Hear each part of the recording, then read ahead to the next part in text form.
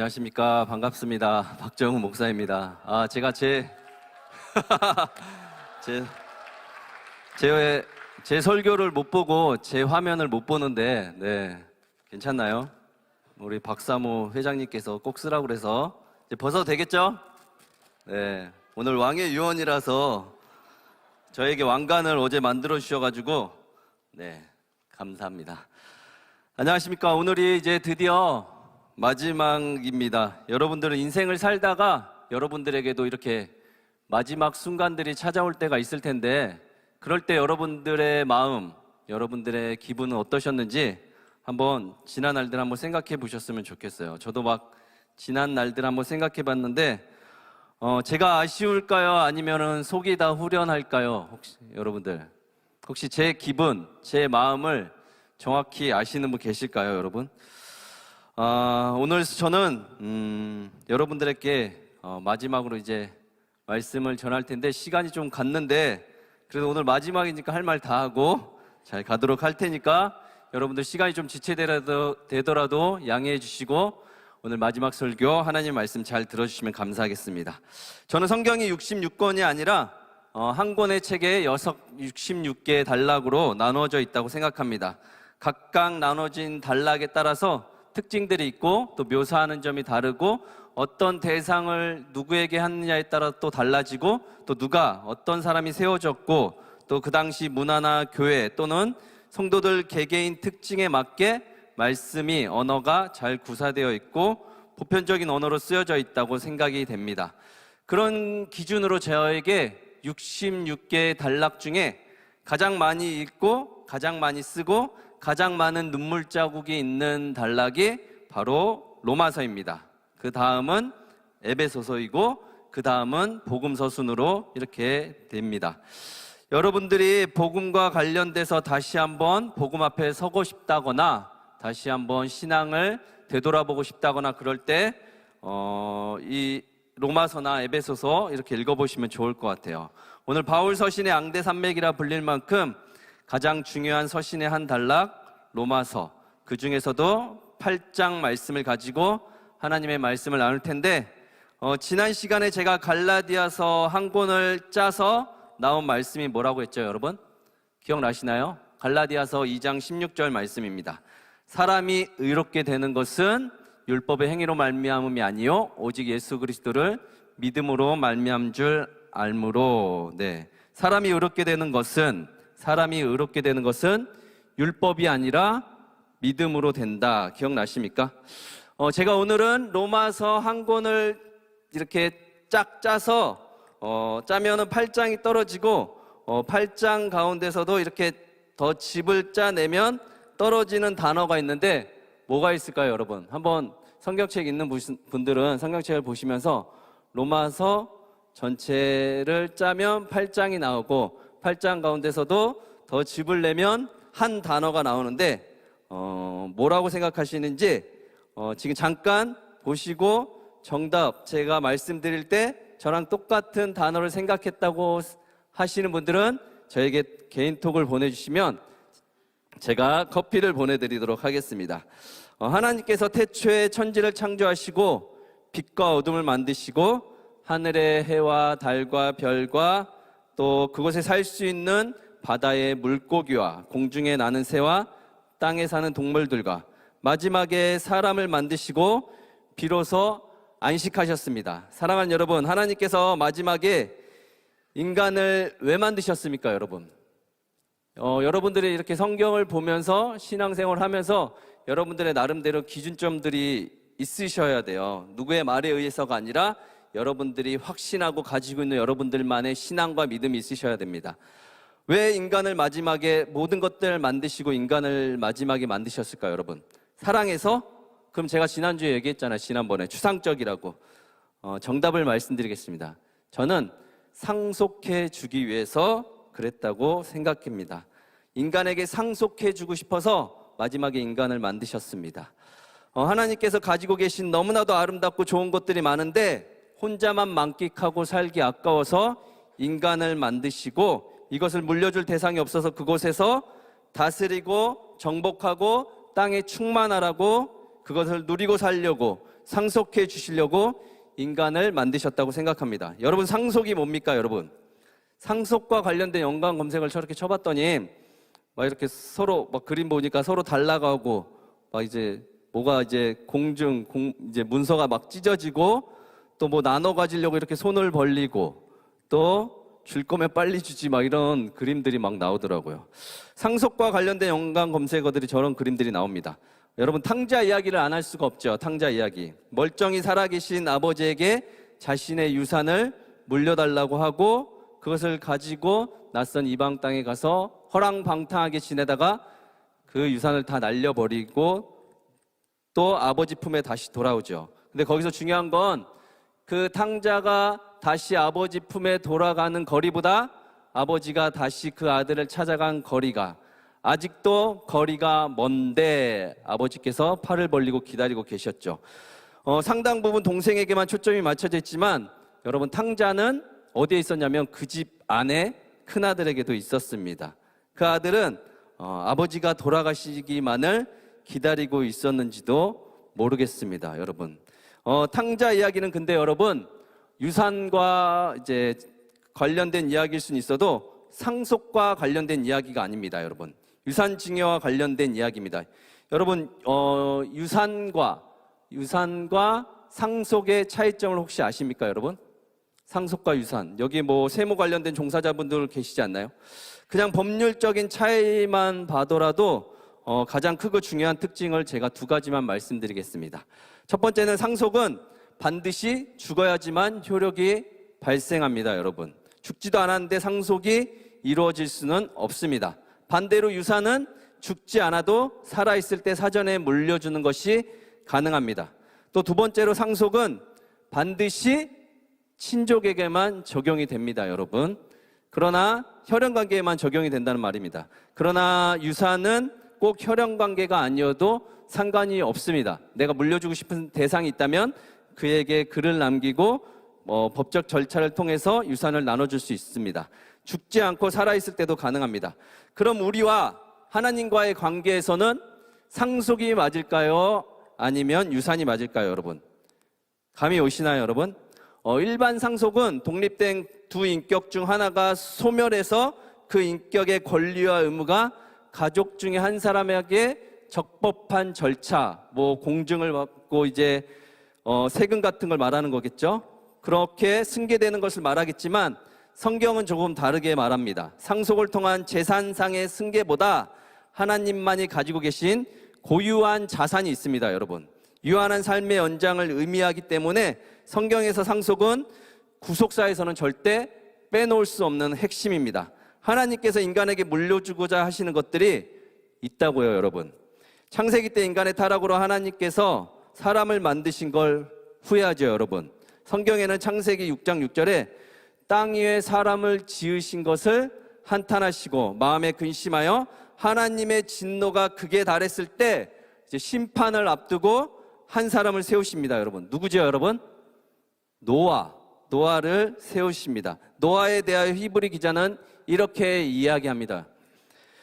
믿음으로 노아는 아직 보이지 않는 일에 경고하심을 받아 경외함으로 방주를 준비하여 그 집을 구원하였으니 이로 말미암아 세상을 정죄하고 믿음을 따르는 의의 상속자가 되었느니라. 아멘. 아무도 믿지 않았지만 그 당시 그런 일은 절대로 일어나지 않을 거라고 했지만 노아는 하나님의 경고를 경외함으로 받아들이고 방주를 준비하였고 의의 상속자가 되었다고 나와 있습니다. 상속은 하나님의 말씀을 신뢰하는 자에게 주어집니다. 우리 잠언 19장 14절 말씀도 한번 읽어보겠습니다. 시작. 집과 재물은 조상에게서 상속하거니와 슬기로운 아내는 여호와께서 말미암느니라. 아멘. 형제자매 여러분, 성경은 진리입니다. 여러분들이 흙수저니 금수저니 하는 말들은 여러분들이 선택하지도 않은 부모의 영향으로 물려받을 수 있겠지만 부에 관해서는 슬기로운 아내는 하나님께서 책임져 주십니다. 언제요? 그분을 신뢰하고 믿고 따를 때. 왜 그럼 슬기로운 아내라고 했을까요, 여러분? 기업 물을 상속의 연이 계속 이어지기 때문입니다, 여러분. 자, 다시 돌아가서 상속은 이어받고 물려받는 건데 그러기 위해서는 법적인 구속력이 필요합니다. 아무에게나 물려주지 않는다고 했죠. 혈통 관계여야지만 가능하다고 했습니다. 우리 17절 로마서 오늘 17절 말씀 함께 읽겠습니다. 시작. 자녀이면 또한 상속자 곧 하나님의 상속자요 그리스도와 함께한 상속자니 우리가 그와 함께 영광을 받기 위하여 고난도 함께 받아야 할 것이니라. 아멘. 지금 무엇을 같이 받으라고 하고 있나요, 여러분? 영광뿐만 아니라 고난도 함께 상속받으라고 하고 있습니다. 일반 상속과 성경이 말하는 상속의 개념이 완전히 다른 거예요, 여러분. 일반 상속에서는 누가 상속을 해준다고 하면 자식을 버린 부모도 갑자기 나타나서 상속을 받겠다고 막 나타납니다. 막 챙기려고. 그리고 이렇게 버리고 떠나간 가족들도 한 사람이 이제 소멸하면, 떠나가면, 장례를 치르면 어디선가 이렇게 나타나가지고 상속을 받으려고 막 세상에선 그러죠. 그러나 성경이 말하는 상속은 그런 물질의 개념을 뛰어넘어 우리가 이 땅에서 살고 있는 고난과 아픔과 역경까지 다 상속을 받으라고 합니다. 아버지의 죽음과 아픔도 같이 상속을 받으라고 합니다. 우리의 지금 어려운 상황도 하나님의 상속 개념에 포함될 수 있다는 얘기예요. 무슨 말인지 아시겠죠? 그럼 반문을 가지게 되죠. 왜 굳이 그런 것들, 안 좋은 것들, 부정적인 것들을 상속해 주느냐? 우리 18절에서 21절 말씀 함께 읽겠습니다. 시작. 생각하건대 현재의 고난은 장차 우리에게 나타날 영광과 비교할 수 없도다. 피조물이 고대하는 바는 하나님의 아들들이 나타나는 것이니 피조물이 허무한데 굴복하는 것은 자기의 뜻이 아니요 오직 굴복하게 하시는 이로 말미암음이라. 그 말하는 것은 피조물도 썩어짐의 종노릇한 데서 해방되어 하나님의 자녀들의 영광의 자유에 이르는 것이니라. 아멘. 자, 유대인의 시간적 개념에는 두 가지가 있습니다. 현재와 나중, 과거와 미래, 뭐 이렇게, 또 고난과 영광, 또 지금 아들들과 그리스도의 인들, 또 나중에 나타나고, 지금은 굴복하고 나중엔 굴복시키시고, 현재는 종의 신분이고 나중엔 자녀의 영광이고, 이렇게 대조적으로 나와 있어요. 여러분 성경은 역사책이 아닙니다. 지금 우리가 역사를 배우겠다고 무슨 지식을 얻겠다고 이 자리에 나와 있는 게 아니잖아요. 성경은 지금 오늘 나에게 말하고 있는 것입니다. 우리에게도 두 가지 시간이 있습니다, 여러분. 현재와 미래, 지금과 나중, 또 이 땅과 더 나은 본향이 있습니다. 지금 우리가 사는 세상과 우리의 모습은 어떻습니까, 여러분? 내가 지금 기다리던 어려운 시험에 합격했거나 미래가 보장될 것 같은 어떤 사회적 지위에 있거나 또 평생에 나를 지켜주고 보호해줄 것 같은 반려자를 만났다거나 또 육신에 특별한 질병 없이 아프지 않다거나 잠시 고난을 잊고 산다고 할지라도 고난은 우리의 인생 여정 가운데 한 부분이고 그것을 피해갈 수는 없지만 이겨내고 살 수 있는 근거가 있다면 지금의 고난과는 비교할 수 없는 엄청난 영광이 우리를 기다리고 있기 때문입니다. 여러분 이해하시죠? 특별히 피조민은 우리가 허무하게 굴복하는 것은 자신이 원해서가, 우리가 원해서가 아니라 굴복하게 하시는 하나님의 뜻과 섭리가 그곳에 있다는 것입니다. 그래서 공동 번역과 새 번역과 NIV 성경을 보시면 뭐라고 나와 있냐면 희망, 소망, 호프 이렇게 표시되어 있습니다. 예수 믿고 나의 삶에 가장 많이 달라진 게 뭐가 있을까 생각해 보았습니다, 여러분. 여러분들에게는 뭐가 있습니까, 여러분? 별로 남는 게 없는 것 같은데 사람들에게 뭐를 얻었다고, 뭐를 남겼다고 이야기할 수 있을까 한번 생각해 보았어요. 16년 동안 이곳에서 6년이란 시간 동안 사역을 하면서 나는 개인적으로 이곳에서 무엇을 얻었고 무엇을 보았고 무엇을 이렇게 사람들과 나누었을까. 요 며칠 저녁마다 혼자 막 감성에 빠져 살았어요, 여러분. 제가 매일매일 밤마다 이불을 적시고 베개를 적시는 거 여러분은 모르시죠? 네. 저에게 근데 꿈이 있어요, 여러분. 저에게 소망이 있습니다, 여러분. 그것을 생각하면은 눈물이 멈추고 괜찮아져요, 여러분. 우리 22절, 23절 함께 읽겠습니다. 시작. 피조물이 다 이제까지 함께 탄식하며 함께 고통을 겪고 있는 것을 우리가 아느니라. 그뿐 아니라 또한 우리 곧 성령의 처음 익은 열매를 받은 우리까지도 속으로 탄식하여 양자될 것 곧 우리 몸의 속량을 기다리느니라. 아멘. 오늘 본문 22절에 바울은 알고 있다고 합니다. 모든 피조물이 함께 탄식하며 고통받고 있다는 것을, 그뿐 아니라 성령의 처음 익은 열매를 받은 우리, 예수님을 처음 영접한 우리들도 말할 순 없지만 탄식하며 양자될 것 곧 몸의 속량을 기다리며 지금 살아가고 있다고 이야기하고 있습니다. 여러분, 양자가 뭐죠? 중요한 이야기를 하고 싶은데, 양자가 뭐예요, 여러분? 우리가 하나님을 아빠, 아버지라고 부를 수 있는 근거가 뭐예요, 여러분? 하나님께서 우리를 무엇해 주셨기 때문에, 양자 삼아 주시기 때문에 우리가 하나님을 아바, 아버지라고 부를 수 있죠. 이 양자의 히오데시아라는 특징은 법률적 용어로서 양자가 되는 순간 과거 아비와의 관계는 다 이제 모두 청산이 되고, 양자 삼아준 그분에게 모든 삶과 법적인 효력이 이제 귀속이 됩니다. 신분이 한마디로 바뀐다는 거예요, 여러분. 과거로 끌려가지 않아도 되고 돌아가지 않아도 됩니다, 여러분. 여기 계신 분들 중에 아직도 과거 아비의 신분을 가지고 계신 분 계십니까? 나는 하나님의 자녀야, 막연히 그렇게 위안 삼고 신앙생활을 하고 계신 분들 계신가요, 여러분? 여러분들은 본래 하나님의 자녀가 아니었어요, 여러분. 근데 하나님께서 여러분들을 양자, 자녀 삼아 주신 거예요, 여러분. 오늘날로 얘기해 볼까요, 여러분? 하나님께서 여러분들을 입양해 주신 거예요, 여러분.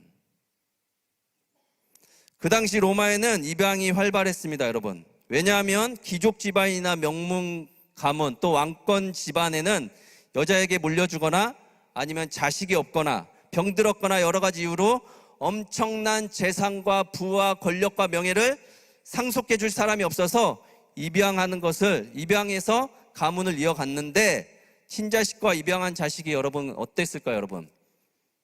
똑같았어요? 달랐을까요? 똑같아야죠. 아니면 더 애착을 뒀습니다. 타인으로부터 태어난 자녀를 양자를 삼고 입양해서 자신의 자녀와 똑같이 키웠습니다, 여러분. 오늘날로 뭐 여러 가지 사건 사고들이 많지만 입양해서 남의 자식을 정말 남처럼 학대하고 힘들게 하는 사람들도 있지만, 그건 극히 비이상적인 일부분의 사람들이었지, 자녀를, 다른 사람들을 입양해서 자기 자식처럼 키우는 부모들은 존경받아 마땅하고 그럴 수 없다면 함부로 입양해서는 안 된다고 생각합니다. 바울이 그것을 알았습니다. 지금 이야기하고 있는 겁니다. 근데 여기서 바울이 좀 우울한 이야기를 하고 있습니다. 상속은 무조건 받아야 하나요, 여러분? 가려가면서 우리가 받아야 하나요, 여러분? 누가 여러분들에게 상속해 준다고 하면, 상속해 줄 것이 있다고 하면 여러분들은 괜찮습니다, 사양하겠습니다 할까요? 아니면 무조건 받아야 되지 않을까요, 여러분? 근데 바울이 잘 나가다가 좀 어두운 얘기를 합니다. 피조물이 탄식하며 고통을 겪고 있다는 것을 알고 있답니다, 여러분. 22절에 이 고통에 관한 헬라어 원문은 시노디노 이렇게 해서 진통을 겪는다는 뜻으로 해산의 고통으로 해석이 되어 있습니다. 여러분들 혹시 여러분들이 직접 겪진 않았지만 출산 장면을 현장에서 목격하신 분 계신가요? 뭐 언니나 뭐 이렇게 누나나 이렇게 가족들 중에. 저는 당연히 자식이 둘이 있으니까 2번 보았습니다. 일단 진통이 시작되면 그 정도 진통으로 안 된다고 참으라고 합니다. 그리고 병원에 가서 막 계속 아프다고 해도 자궁문이 아직 열리지 않았다고 더 아파야 된다고, 더 지나야 된다고 막 이렇게 이야기합니다. 그리고 자궁문이 열릴 때쯤이면 거의 막 이제 엄청난 신음소리와 고통소리로 막 괴로워합니다. 그때 비로소 분만실로 이동하는데, 분만실 가서도 바로 낫는 게 아니에요.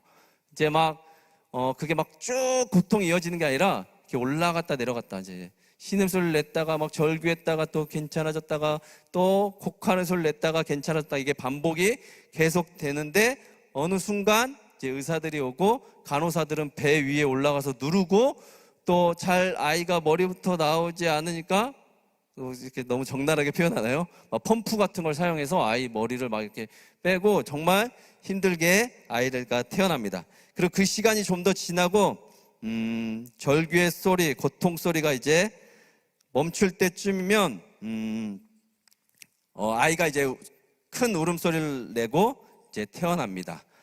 핏덩이 아이를 이제 거꾸로 세워서 이렇게 아이가 울기 시작하면 이제 끝나는 거예요. 왜 바울은 굳이 해산의 고통을 이야기했을까요, 여러분? 해산의 고통은 창세기 3장 16절에 수고하고 수고해야지만 자식을 얻을 수 있는 징벌적 요소와 이렇게 인간의 탄생에 대한 축복 두 가지가 같이 공존하기 때문이에요, 여러분. 무슨 말인지 아시겠어요? 아이가 태어난 건 기쁘지만 아이가 태어나기 전에는 굉장한 고통과 아픔이 따른다는 거죠, 여러분. 요한복음 16장 21절에도 여자가 해산하게 되면 근심하나 아기를 낳으면 세상에 사람 난 기쁨으로 말미암아 그 고통을 기억하지 않는다고 이야기합니다. 산모는 이제 아이를 보면 그 고통에서 이제 해방되는 거예요, 여러분.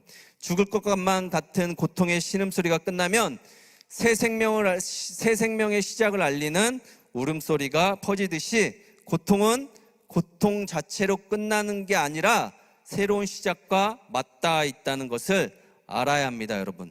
언제까지요? 피조물의 구원이 임하기 전까지 숨이 멎을 것 같은 이 고통의 시간을 포기하지 말고 여러분 잘 견뎌내셔야 합니다. 그 고통의 시간 자체가 결론이 아닙니다, 여러분. 사랑하는 여러분, 여러분들 아직 경험이 없으시겠지만 저도 경험이 없긴 하지만 제가 본 바로 세상에서 가장 육체적으로 정신적으로 고통 중에 최고의 고통은 해산의 고통이라고 합니다.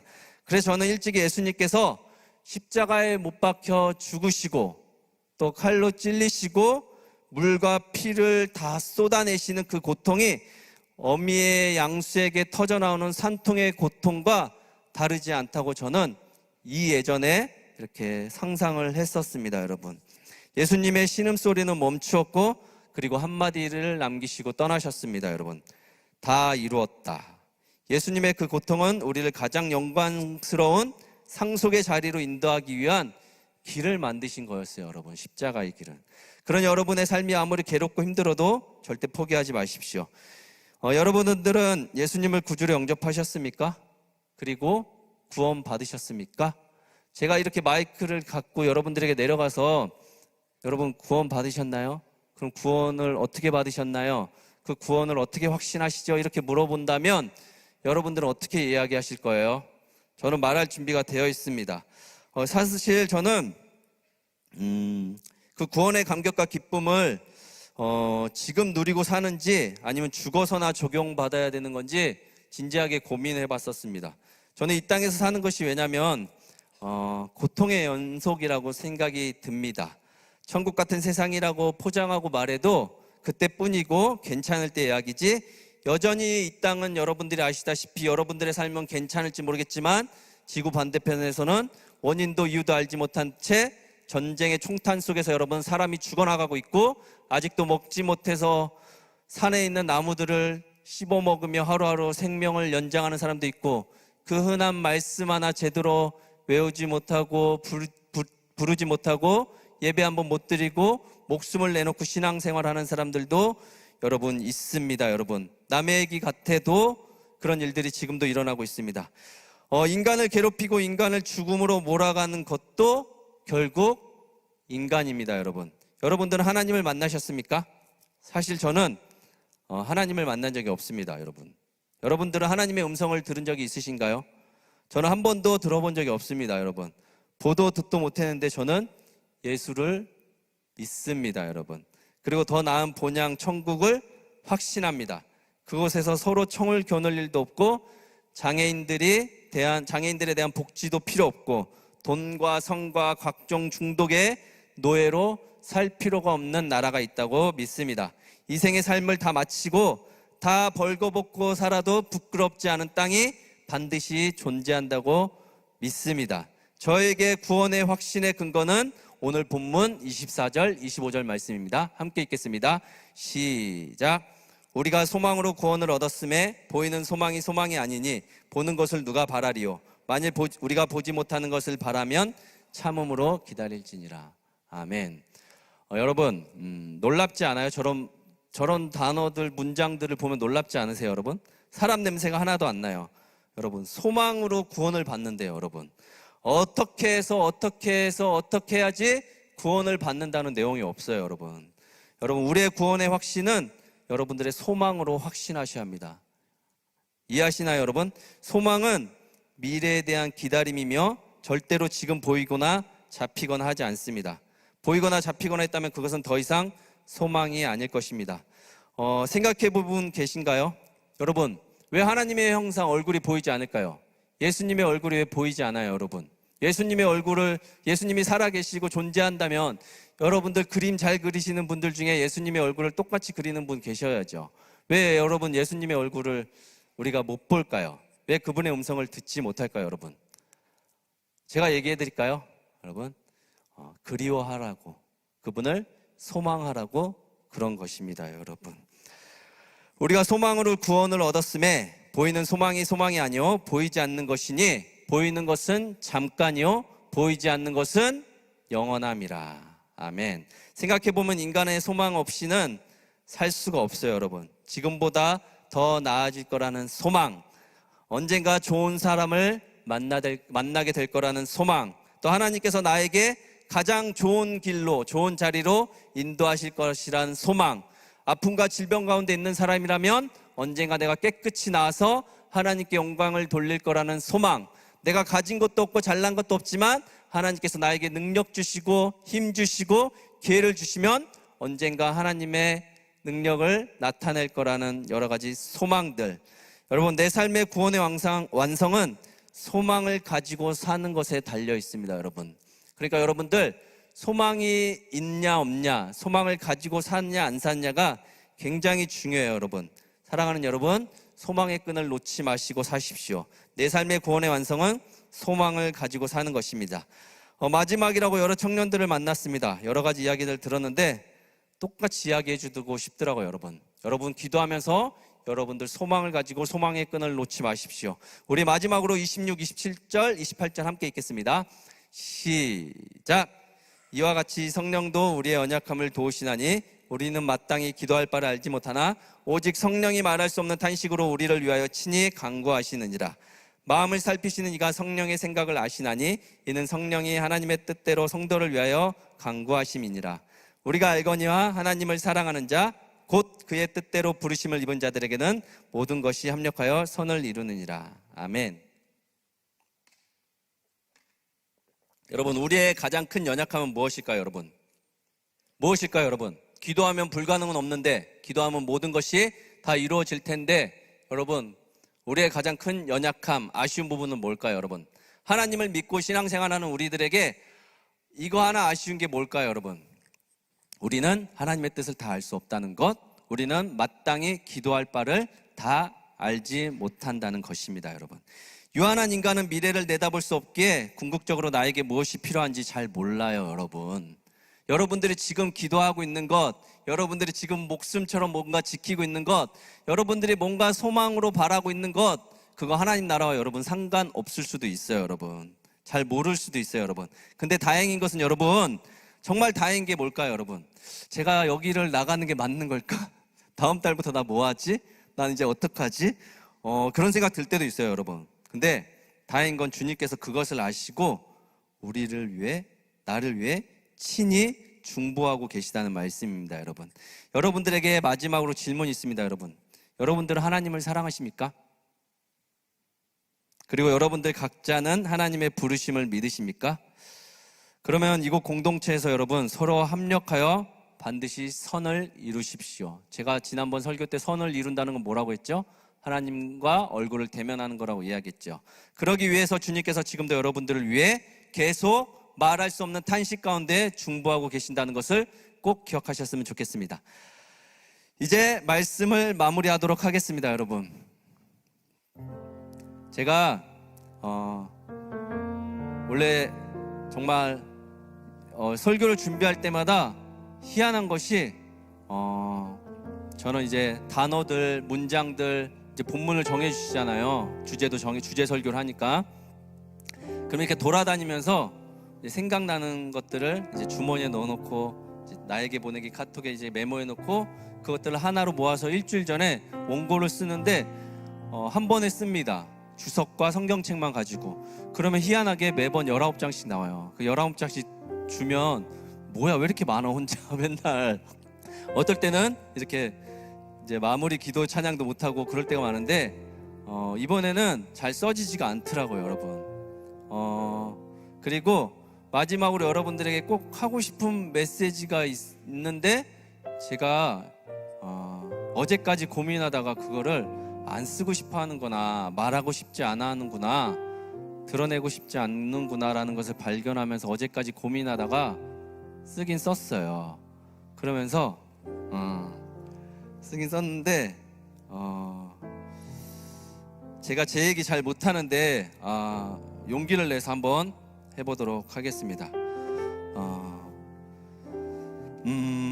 저를 이 교회에 처음 인도한 사람이 있어요, 여러분. 혹시 아무도 모르니까, 제가 얘기한 적이 없으니까 저를 이 교회에 처음 인도한 사람이 있습니다, 여러분. 제가 어떻게 이 교회를 왔겠어요, 여러분. 저는 알게 모르게 설교하면서 말씀드린 것 같은데, 저는 교회 다닐 사람도 아니고 교회 다닐 어떤 집안이나 어떤 주변의 환경이나 그럴 만한 토양이 되지 못하는데, 저를 이곳에 처음 교회를 데리고 온 사람이 있습니다, 여러분. 인도한 사람이 있습니다. 2005년 12월 31일이었습니다, 여러분. 지금으로부터 약 18년 전인가요? 마지막 소원이라며 저에게 이곳에서 송구 영신 예배를 한번 드리러 오자고 막 이렇게 저를 데리고 온 분이 계세요. 마지막이라고 하니까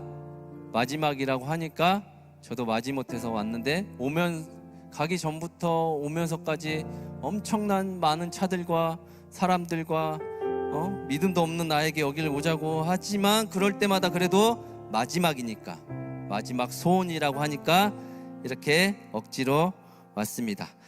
그 당시 저에게 종교는 나약한 인간의 마지막 몸부림이라고 생각했습니다, 여러분.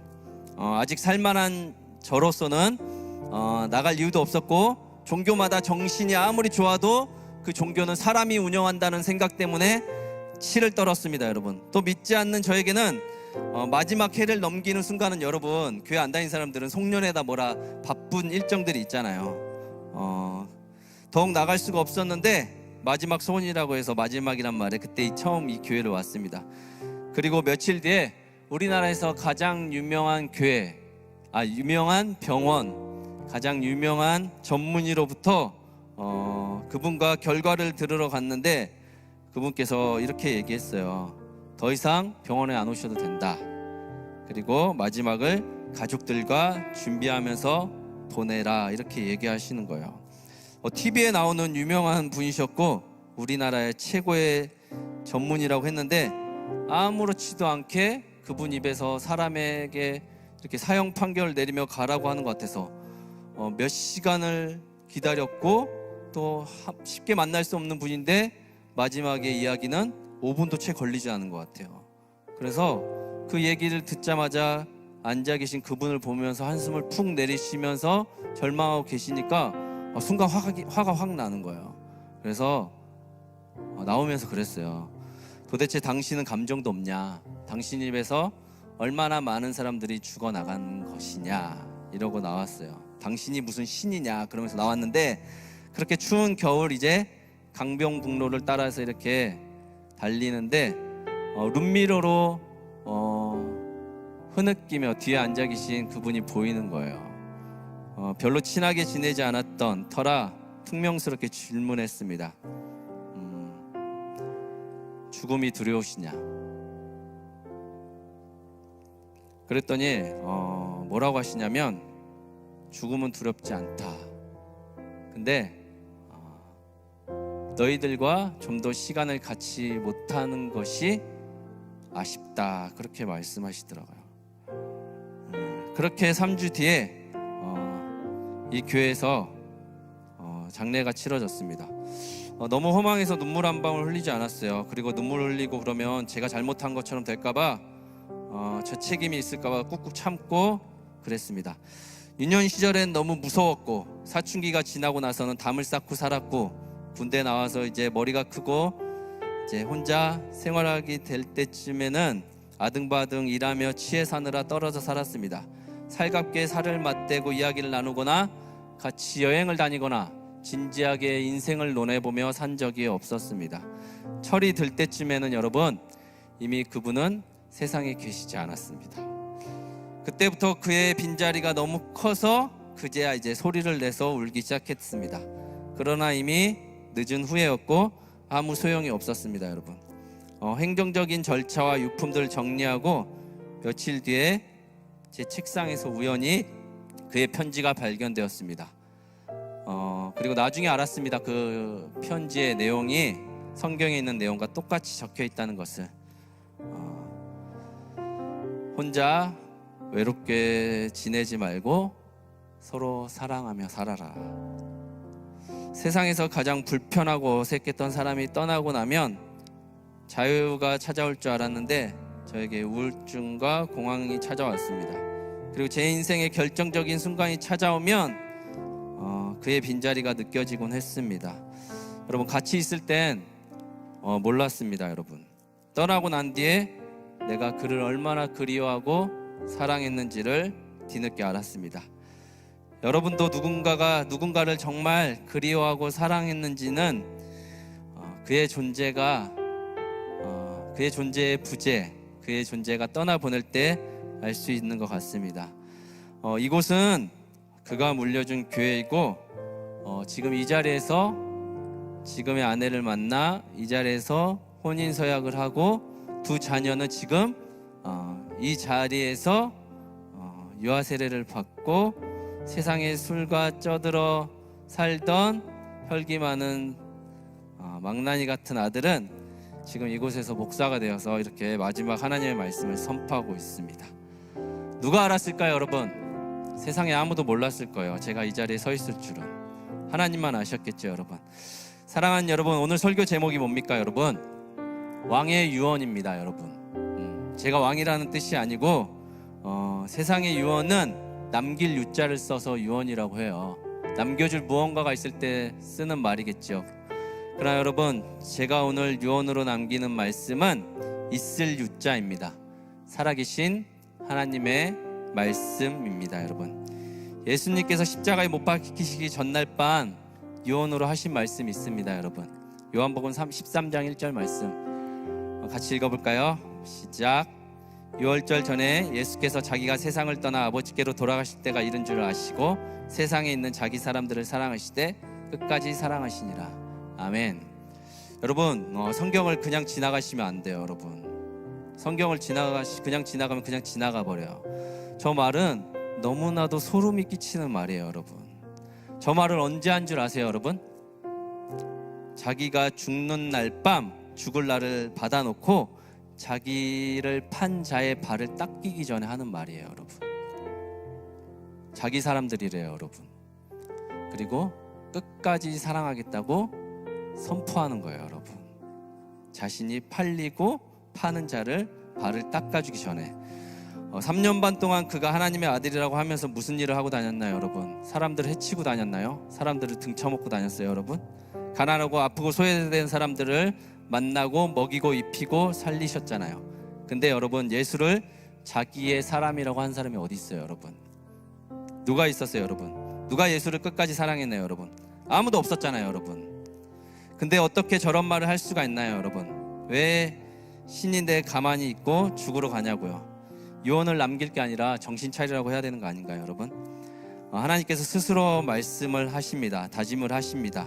인간과 무관하게 유월절 전에 자기가 세상을 떠나 아버지께로 돌아가실 때가 다 된 줄 아시고 세상에 있는 자기 사람들을 사랑하시되 끝까지 사랑하시기 위하여 최후의 만찬을 여시고 제자들의 발을 씻겨주십니다. 그곳엔 자신을 팔아넘길 가룟 유다도 있었습니다. 그리고 마지막 유언을 남기십니다, 여러분. 제가 읽겠습니다. 새 계명을 너희에게 주노니 서로 사랑하라. 내가 너희를 사랑한 것 같이 너희도 사랑하라. 너희가 서로 사랑하면 이로써 모든 사람이 너희가 내 제자인 줄 알리라. 아멘. 여러분들이 교회 나오는 횟수, 여러분들의 헌금 지수, 여러분들의 신앙의 농도, 여러분들이 하는 신앙의 고백, 여러분들이 공동체에서 섬기고 일하는 그런 것들이 아니라 여러분들이 얼마나 여러분들의 지체를 사랑하는지, 여러분들이 얼마나 옆에 있는 사람들을 소중하게 생각하는지, 여러분들이 얼마나 다른 사람들, 타인들을 위해서 눈물을 흘리는지에 따라서 여러분들이 제자인지 아닌지를 알겠다고 하나님께서 말씀하시는 거예요, 여러분. 사랑이 없는 사람들, 남을 사랑할 줄 모르는 사람들에게는 하나님의 사랑도 없는 것 같아요, 여러분. 여러분들이 정말 하나님을 사랑한다면, 여러분들이 정말 하나님의 사랑을 체험한 사람들이라면 여러분들은 이 세 계명을 기억하셔야 합니다. 그분도 똑같이 말을 편지로 남기고 가셨습니다. 부모가 여러분 세상을 떠나면 남겨진 자식들에게 하고 싶은 말은 다른 게 아니에요. 저도 그분도 하나님께서 여러분들에게 이 말씀을, 저도 이 말을 남기고 가고 싶습니다. 여러분, 여러분들끼리 잘 지내십시오. 여러분들끼리 서로 사랑하며 사십시오. 여러분들끼리는 서로 비난하거나 판단하거나 정죄하거나 그러지 마시고, 세상에서 그러고 온 사람들 서로 위로하고 존중하며 사랑하며 사십시오. 세상을 떠나는 아비는 그런 마음밖에 없는 것 같습니다. 너희들끼리 서로 사랑하고 잘 지내라. 너희는 내가 낳은 자식들이니 서로 사랑해야 한다라는 말 말고 무엇이 있겠습니까, 여러분? 여러분들에게 있어서 여러분 예수 믿고 받은 가장 큰 축복은 무엇입니까? 좋은 부모가 계십니까? 좋은 직장을 다니고 계십니까? 시험에 합격하고 좋은 사회적 지위를 가지고 사십니까? 또 좋은 교회와 좋은 공동체를 만난 것도 물론 축복이겠죠, 여러분. 하고 싶은 거 하고 살고 또 내가 가려가면서 뭔가를 할 수 있다면 축복받은 거겠죠, 여러분. 감사한 일인 거죠, 여러분. 저도 여러분 예수 믿고 여기서 이렇게 결혼도 하고 아이도 낳고 말씀을 전한다고 마이크도 잡고 있고 너무 많은 은혜를 받았어요. 저는 부러울 게 없어요. 그리고 사랑하는 우리 청년들을 만났고 우리 사랑부 장애인 친구들을 만났고 너무 행복하고 너무 많은 축복을 받은 것 같아요, 여러분. 더 이상 뭐 바랄 게 없습니다, 여러분. 그러나 그 중에서도 제가 받은 가장 큰 축복은 여러분, 제가 구원받았다는 거예요, 여러분. 제가 돌아갈 곳이 있다는 거예요, 여러분. 이 땅에서 힘들고 고된 삶을 다 마치는 날에 벌거벗어도 창피하지 않을 영원한 나라에 간다는 소망이에요, 여러분.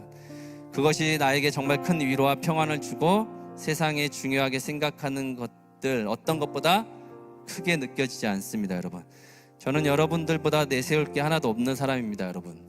여러분들과 비교하여 나은 게 하나도 없는 사람입니다, 여러분. 그러나 저는 여러분 예수를 압니다.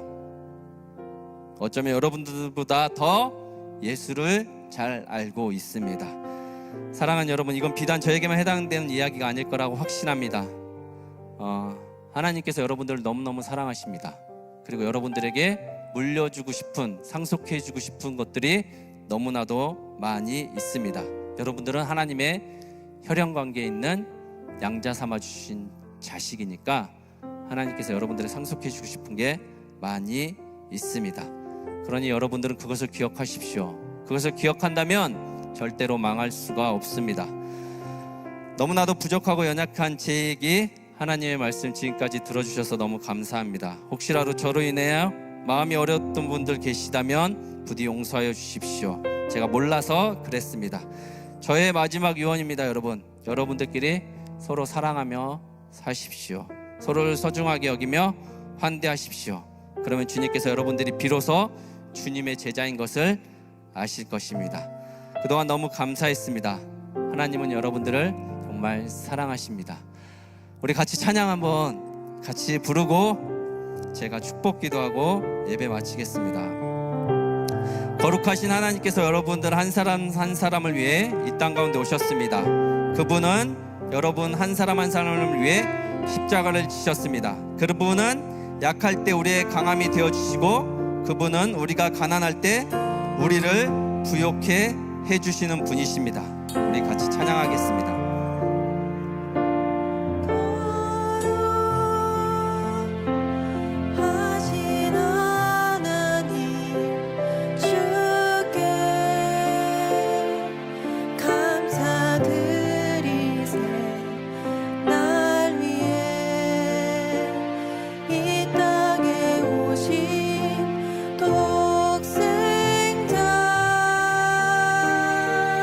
예수 나의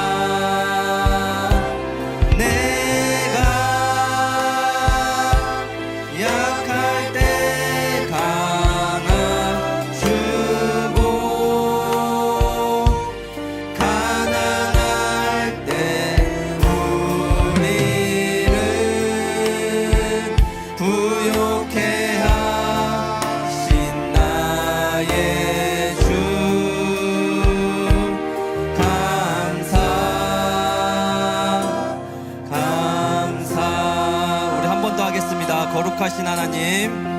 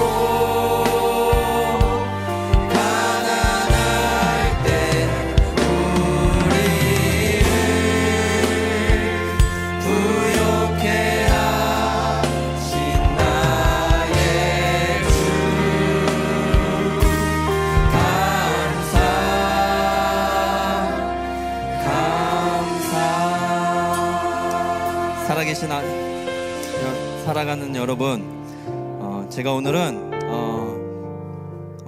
우리 청년들과 공동체를 위해 마지막으로 축복 기도하고 축도로 예배를 마치도록 하겠습니다.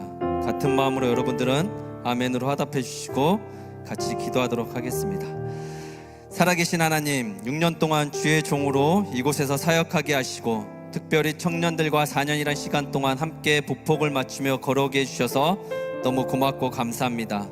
3년 동안 총괄로 수고하신 최재웅 목사님의 수고와 헌신을 기억하여 주시고 교구에서도 장년들에게 바른 복음을 전하며 살게 하여 주시옵소서. 새롭게 총괄로 부임하는 차선우 목사님의 리더십을 존중하고 청년 공동체가 함께 손잡고 걸어가게 하소서. 다른 사역지로 땅을 옮기는 백일주 전도사님의 앞길을 축복하시어 그가 가지고 있는 인간에 대한 사랑이 더욱더 빛을 발하게 하소서. 새롭게 부임하시는 한민 전도사님, 이우주 전도사님, 김다운 전도사님에게도 하나님을 사랑하고 청년들을 사랑하는 마음이 누구보다 남달라 영적으로나 육적으로나 서로에게 좋은 영향력들로 세워져가는 청년부 공동체가 되게 하소서.